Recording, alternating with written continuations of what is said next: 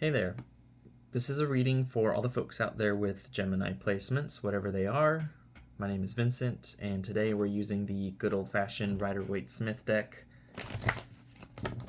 And we're going to see what's going to come through for you today, Gemini. Apologies if I come across as a little slower than normal. I have not been sleeping very well the last couple of nights. And between that and work and so many other things going on, I am amazed that I am here at all, doing this reading, I mean. But we're gonna meet each other where we're at, because I feel like the space that I'm in is the space that a lot of us are in right now. Overworked, nerves overwrought, too many things to consider, not enough clarity on which things are true or which things are right. Trust eroding. Such is life, though, is it not? The more trust and expectation we place on the outer world, the more the outer world does to dissuade that trust and disappoint those expectations. Not antagonistically, I think more in the sense that it's trying to teach us something.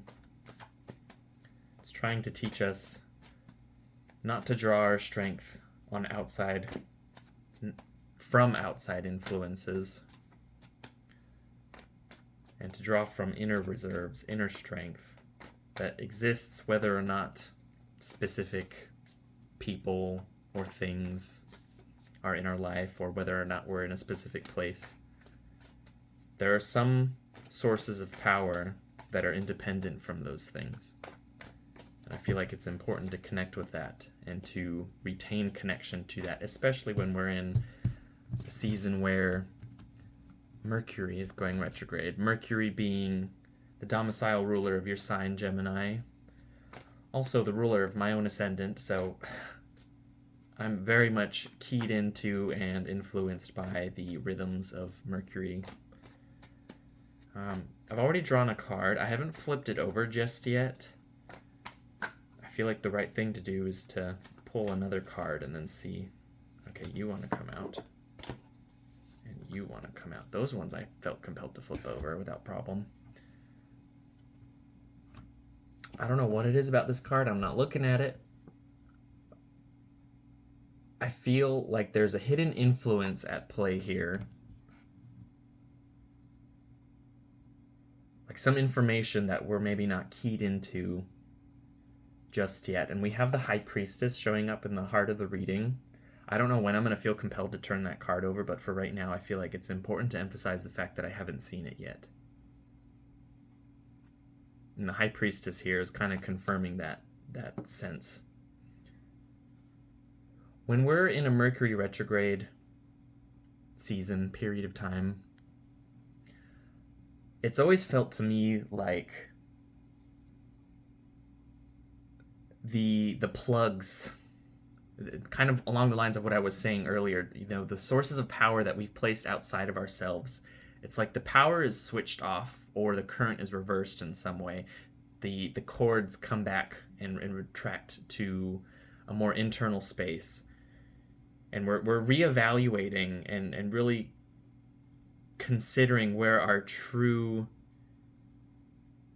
opinions, maybe, not necessarily opinions, but our own understandings of the experiences that we've had up until this point. And we can maybe time that between as being like the period where Mercury is direct between retrograde periods. Anything that happens there, we're kind of reflecting upon when Mercury is retrograde.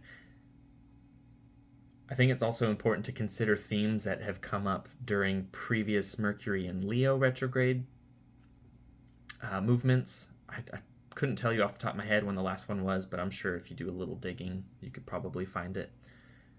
But I think what's important here, I'm seeing like rocks being overturned, and underneath these rocks there's like glyphs. there's symbols, and these symbols are like containers of large amounts of information. And I think the reason why it's coming to me in this form is that it seems like there's inconspicuous circumstances, or not circumstances necessarily, inconspicuous details that are kind of presenting themselves to you in your day-to-day life that maybe you haven't been paying attention to, and now it feels like their appearance in your life is becoming more insistent, like demanding your attention. It's less easy to ignore right now. And I kind of feel like that tends to happen to me too during Mercury retrograde periods.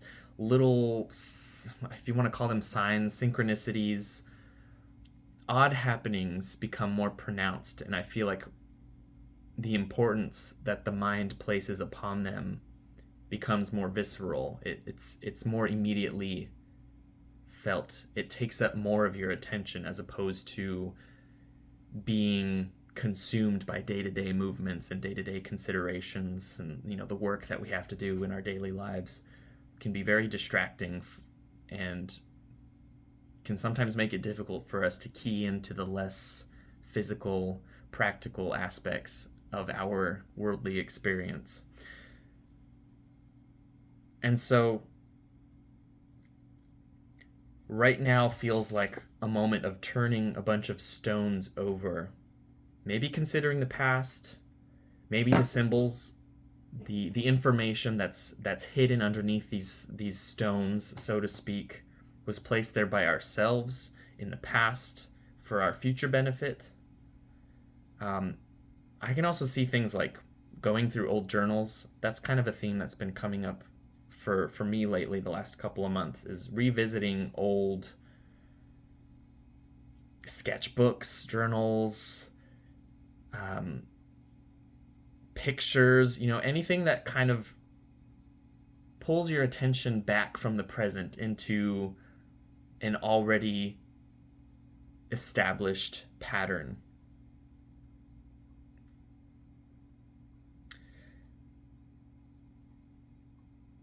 We have the King of Swords at the base of the reading here, underneath the High Priestess. And what I'm getting here is like there's a need to be discerning about the impressions that come up. There's a need to understand that not everything that arises in our attention is necessarily true. Just because we feel it doesn't necessarily mean that it's factual. And the King of Swords is very diligent about sorting through information and eliminating information that is either unfounded, untrue, or based upon values that are not in alignment or in agreement with his own pursuits, his own goals. But he's very objective. This can represent you. I mean, it can represent any air sign, Gemini, Libra, or Aquarius. But it very much represents somebody who's keyed into the more rational and objective as you can be as an individual frame of processing reality.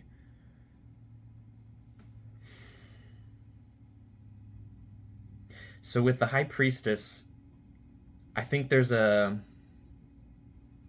growing emphasis, or at least a very present emphasis right now, on determining a rational language for what is irrational. So if you're being presented with a lot of synchronicities and signs and connecting with more metaphysical topics,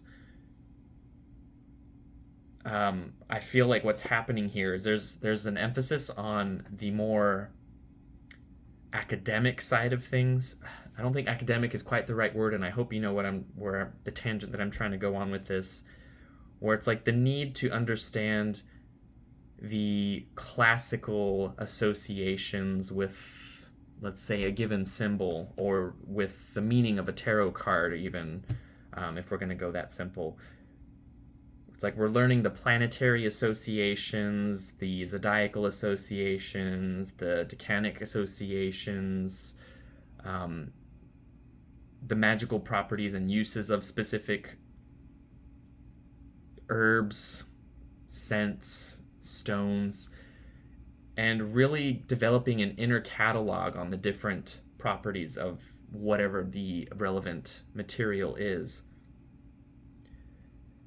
and using that as a sort of vocabulary for you to interpret what's being presented to you. Because without that, it's too inconstant. The King of Swords does not like inconstance. It doesn't like things that are based in changeable opinions or even feelings. Like, it wants things to be cold cut, direct, and able to be argued without fail. Like, this is the lawyer that always wins the case, because all the relevant information and all the information that may not seem relevant on the surface is weighed in his judgment of the situation.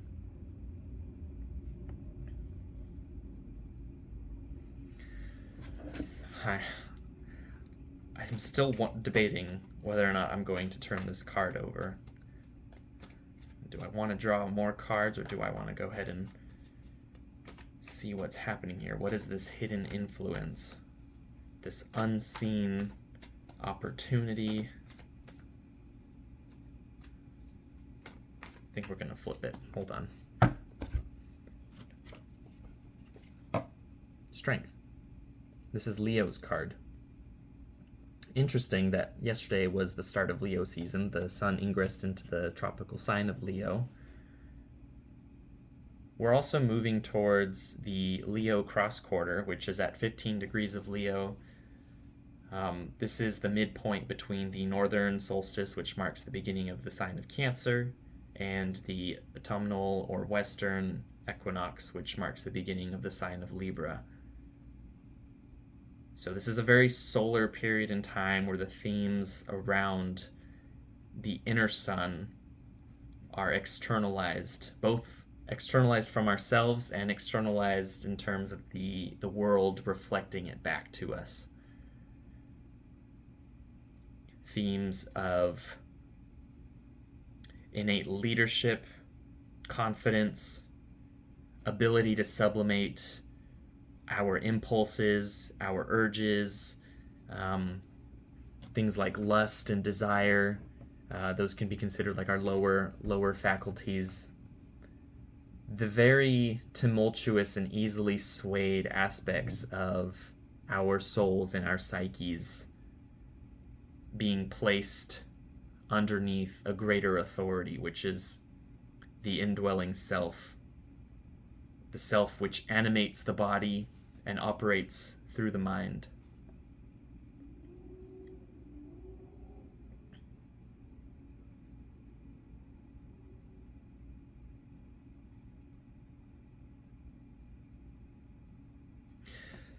Given that this was like a hidden influence,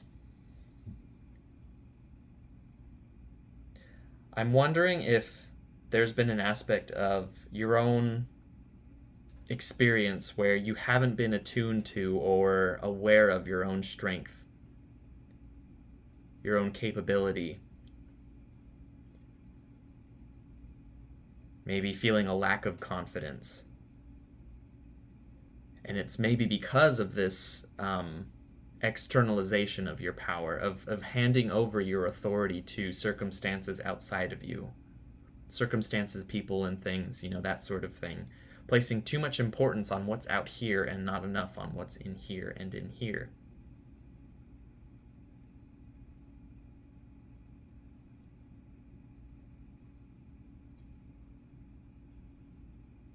I'm going to pull a couple more cards. I want to get a little bit more detail into what the story is here. Because we have the underlying current, I feel. We have the spine of the situation. But we need a little bit more. Okay, we have the Page of Wands. Could be a fire sign, Aries, Leo, Sagittarius. There's already Leo on on our board here.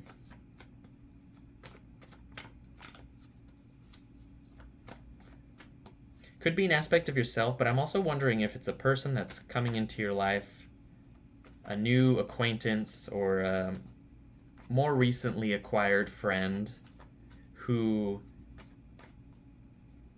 kind of shows you what it means to be an individual in touch with their own confidence. You know, a sort of easy, natural confidence that isn't dependent on, you know, stupid things like status or how they look or how other people perceive them to be.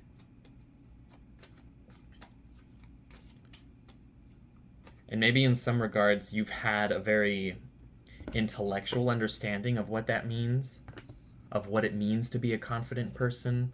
Let's say this is the person who's read all the books, all the self-help books, all the books on how to be a confident and capable person, somebody who is a fantastic leader, somebody who can operate from a position of authority without failure, without question. But it's like, that's book smarts. This person lives it and breathes it. They didn't need to read a book. It's just who they are. And there can be a bit of a conflict with that. You know, there's already kind of a natural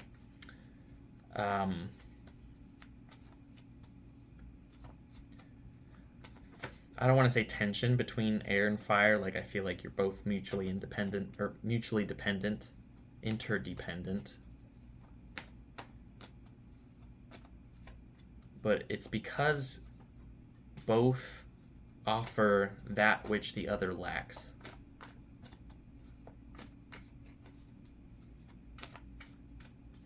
You know, the Page of Wands is very impulsive,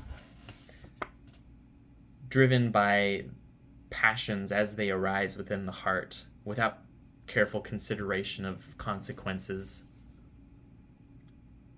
He just does things because it feels right. Not this King of Swords. This King of Swords wants to deliberate over every aspect of a situation before a decision is made, before a judgment is made.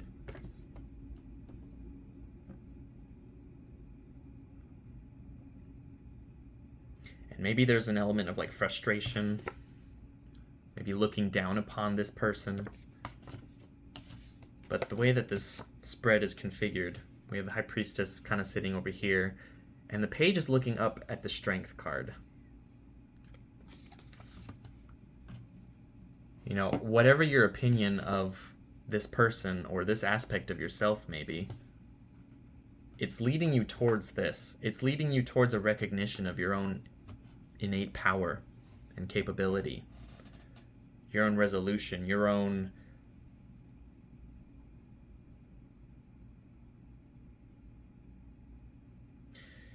ability to manifest your innermost self and to externalize it without caring how it's going to be perceived by the people around you. Fire signs in their highest expressions, they don't care about other people's opinions. If it's right, and they're going to do it. Of course, in lower expressions, what's right is relative, and it gets convoluted and covered up by biases and whatever else gets in the way. Impulses, urges. But I don't think that's where the situation is going. You're learning to operate on a higher octave of this, where it's not vain pride.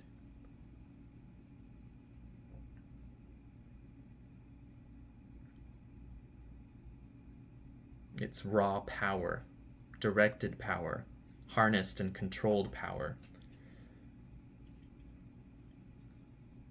It doesn't lash out at others to destroy them or to render harm on them. It's carefully weighed and distributed and used towards a greater purpose. Or at least a purpose that appears greater.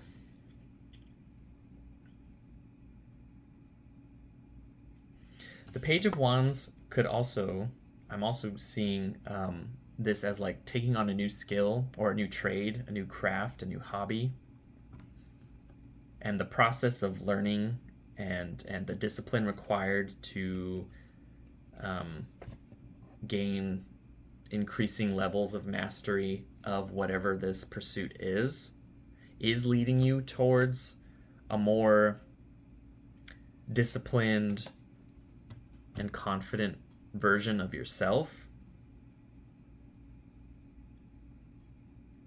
Like, this to me is the person who knows the language, knows how to read and write it, but doesn't know how to speak it. Or maybe they do. Maybe let's look at this more of like somebody who knows how to read music but doesn't know how to play music. And the Page of Wands is the one that's trying to learn how to play the music. Because it's all well and good to have an intellectual grasp of what something is. It's a totally different thing to actually do it.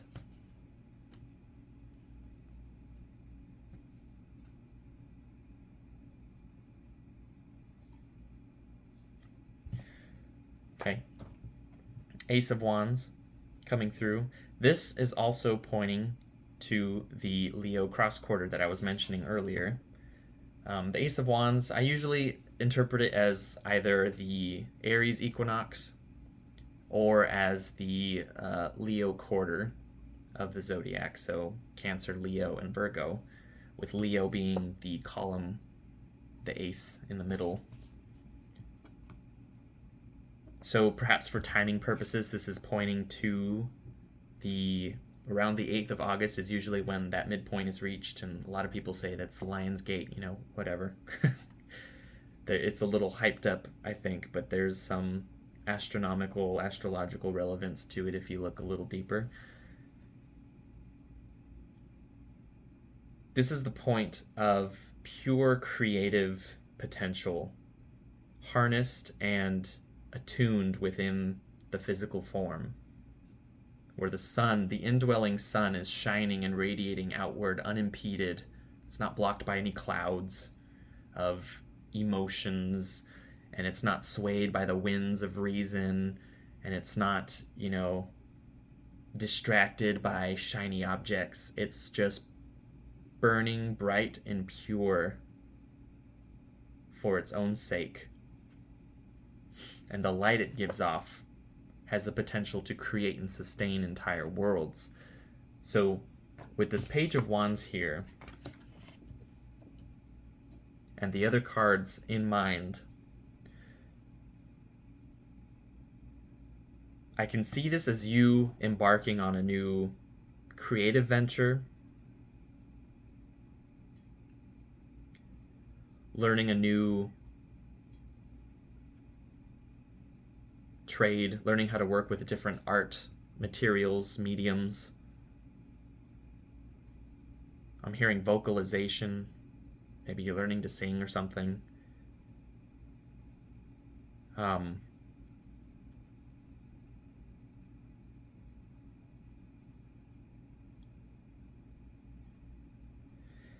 there's like an intuitive playfulness with your approach to this art form, where since you have the intellectual understanding of the matrix and how it functions, how all the pieces are supposed to work together, now that you're actually doing and interacting within this matrix and learning how to arrange the pieces and play with them, there's an almost intuitive understanding of how to allow this flow state to sort of take over your approach to things. I hope that makes sense. I'm gonna refer to I'm an artist outside of my normal day job and doing these readings and everything else that I do. I love to draw, I love to paint. And there's a certain tension between the wanting to control and produce an end result that's already conceived of, and to just have a blank piece of page and trust the process with no idea where it's going. And I feel like a lot of times my favorite pieces that I create end up being the ones that I had no conception of before I sat down and started drawing something. It just started with a line and it took on a life of its own. It was like the piece just naturally, spontaneously, intuitively arose. The creation itself compelled its own creation, if that makes sense. Trusting that process, trusting that flow state, attuning yourself to it.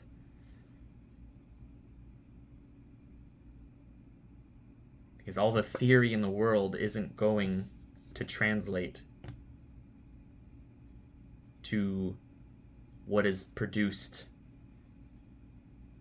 without that control matrix, if that makes sense.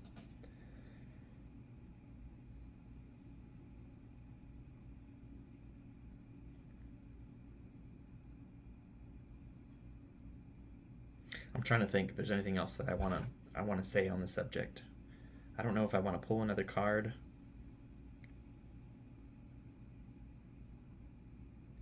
I don't think there's anything else that wants to come through these cards. So we'll maybe look at the base of the card, the deck. We have Aries showing up, the Emperor. So more fire showing up. More of a need to connect with that inner spunk, that inner passion.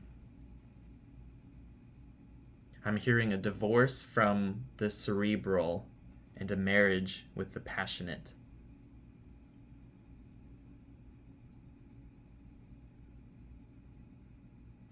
You know, and this has been a process that's been unfolding not without your knowledge of it. Like you've known that this, whatever this is, this fiery, passionate unfolding is, it's been on your radar for a while, and you've been recognizing how the patterns in your life have been kind of guiding you towards this point.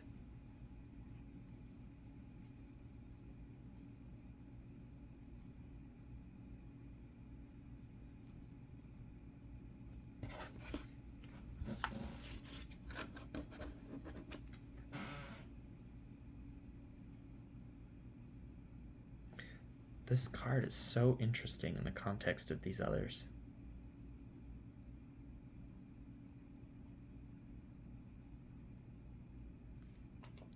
You know, there's a connection here with the King of Swords and the Emperor. Even the High Priestess. But what I'm really getting here is that this King of Swords figure, I don't know who it represents, whether it's you or somebody else. There's a sort of haughtiness. And what I mean by that is that what they believe and conceive of has to be right, even if it isn't. And I'm only seeing that in conjunction with this Emperor card. Maybe the figure I was describing initially with this card before the Emperor came through was one person in your life or one aspect of your psyche, and then this Emperor kind of interacting with it is a totally different one. And I feel like this Emperor is like the false or the antithesis to the higher octave of the King of Swords that I was describing earlier. You know, the domineering intellect. I know everything. I'm smarter than you. And therefore, whatever I say goes. And you can't argue with it. And then in comes maybe yourself attuning to that inner strength, attuning to your inner capability and your innate gift for weighing out information and data and compiling everything together in a sensible format and coming to an effective judgment of the situation is going to cut through this, I'm hearing like tyrannical, this tyrant in the workplace maybe, or in your family.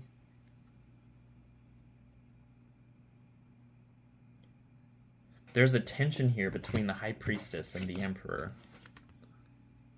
And I can see this as like the supportive mother and the negating father.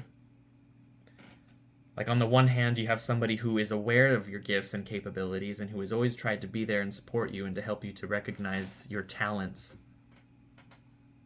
and tried to provide a safe space for you to connect with and develop them on your own. And then this outside influence, this emperor here, is kind of like the one that's saying, no, you're not capable of doing that. Why are you gonna choose this path? It doesn't make any sense. The conception that I have of my world is the only true conception, and that choice that you're making doesn't fit within it, so I'm not going to support you. And in fact, I'm going to demean you and tell you that you're going to fail or that you're not capable of doing it. That's kind of the energy that I'm getting from this figure.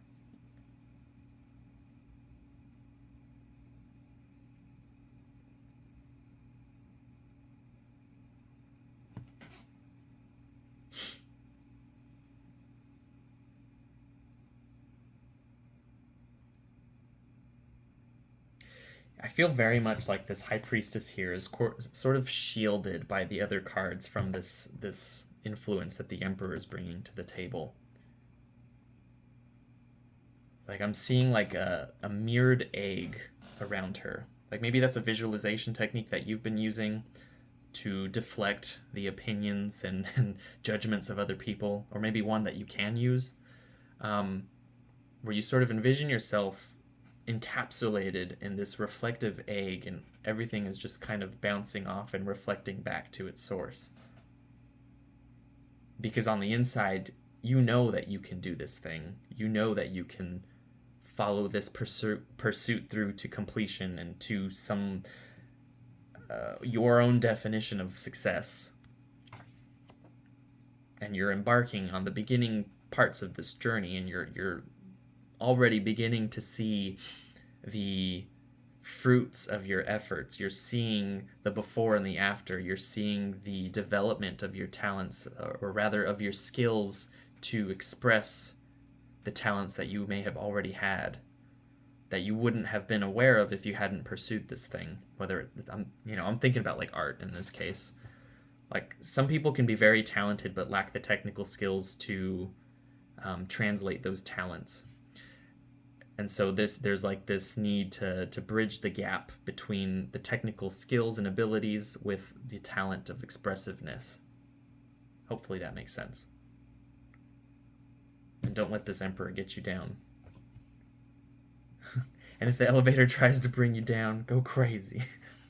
It's so funny. I tried recording your reading a couple of days ago, and it wasn't coming through just right, but Let's Go Crazy by Prince was just like repeating in my head the entire time. Like, the moment I sat down in front of the camera with the deck of cards and I was getting ready to do your reading, I was just hearing like "Dearly Beloved," and it just went on from there. So it's kind of funny that it just popped into the reading again here today. With that being said, I think we're going to leave the reading here for now. We'll revisit you guys in a little while once I get back to you in zodiacal order. I like to go in the circle. But yeah, I hope y'all are taking care of yourselves and you're not letting anybody bring you down, not letting anybody try to extinguish your light and make you feel like you're less than capable of what you actually are capable of. Because you're quite powerful and quite capable. And I think you have a lot of value to bring into the world. So don't lose sight of that. Keep strong, keep steady, and sublimate those lower thoughts, those little ugly voices in your head that try to bring you down. His voice. You can take that throne. That throne is yours. You're the new emperor in your life. Anyway, peace out, Gemini. Take care.